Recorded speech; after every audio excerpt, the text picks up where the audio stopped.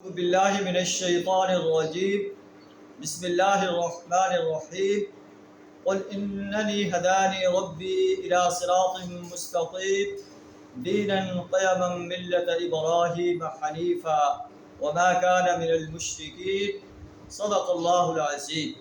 سورہ انعام آیت نمبر 161 آپ کے سامنے تلاوت کی ہے۔ اس میں اور آگے دو تین آیات آ رہے ہیں، وہ قل سے شروع ہو رہے ہیں۔ نبی صلی اللہ علیہ وسلم کو خطاب کر کے ارشاد فرمائی جا رہی ہیں، آپ سے خطاب کر کے پوری امت مسلمہ کو یہ گائیڈ لائن دی جا رہی ہے کہ وہ بھی اسی رہنمائی کے مطابق جو ہے اپنے آپ کو چلانے کی کوشش کریں۔ قل اننی ہدانی ربی الی صراط مستقیم، اے نبی صلی اللہ علیہ وسلم آپ کہہ دیجئے میرے رب نے مجھے سیدھے راستے کی طرف ہدایت دی۔ دینا قیما ملت ابراہیم حنیفہ، سیدھا دین ہے، دین قیم ہے، ملت ابراہیم کا دین ہے، جو یکسو انسان تھا، اللہ کی طرف جو ہے جھکنے والا انسان تھا، اللہ ہی کو اپنا جو ہے الہ ماننے والا انسان تھا۔ وما کان من المشرکین، مشرک نہیں تھا۔ مشرکین مکہ کے سامنے یہ آیت جو ہے ان کے سامنے بیان کر کے انہیں بتایا جا رہا ہے ابراہیم علیہ السلام جس کے پیرو ہونے کا تم دعویٰ کرتے ہو، وہ تو خالصتاً اللہ کا پرستار تھا، اللہ کی اطاعت کرنے والا تھا، اللہ کی بندگی اور غلامی اختیار کرنے والا تھا۔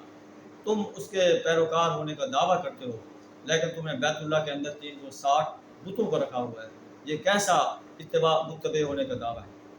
قل ان صلاتی و نسکی و محیای و مماتی للہ رب العالمین، اے نبی صلی اللہ علیہ وسلم آپ کہہ دیجئے بے شک میری نماز، میری قربانی، میرے تمام مراسم عبودیت، و محیای میری پوری زندگی، و مماتی میرے موت، للہ رب العالمین اس اللہ کے لیے جو تمام جہانوں کا رب ہے، لا شریک لہ جس کا کوئی شریک نہیں، وبذالک امرت اس بات کا مجھے حکم دیا گیا ہے، وانا اول المسلمین اور میں سب سے پہلا اللہ کا فرمانبردار ہوں، فرمانبرداری کرنے والا ہوں۔ قل اغیر اللہ ابغی ربا، اے نبی صلی اللہ علیہ وسلم آپ کہہ دیجئے کہ میں اللہ کے علاوہ کوئی اور رب تلاش کروں، وہ ابغی ربا وہو رب کل شیء، اللہ تو ہر چیز کا رب ہے، جو ہر چیز کا رب ہے، میں اس کے علاوہ کوئی اور رب تلاش کروں۔ ولا تکسب کل نفس الا علیہا، جو شخص کوئی برا کام کرتا ہے اس کا وبال اسی پر ہوگا۔ ولا تزر وازرۃ وزر اخری، کوئی انسان کسی دوسرے کا بوجھ نہیں اٹھائے گا، ہر انسان کو اپنے گناہوں کا بوجھ خود اٹھانا پڑے گا۔ ثم الی ربکم مرجعکم، پھر تمہارے رب کی طرف تمہارا لوٹنا ہوگا۔ فینبئکم بما کنتم فیہ تختلفون، پھر وہ تمہیں بتائے گا کہ تم جن باتوں میں اختلاف کرتے رہو ان کا کیا انجام۔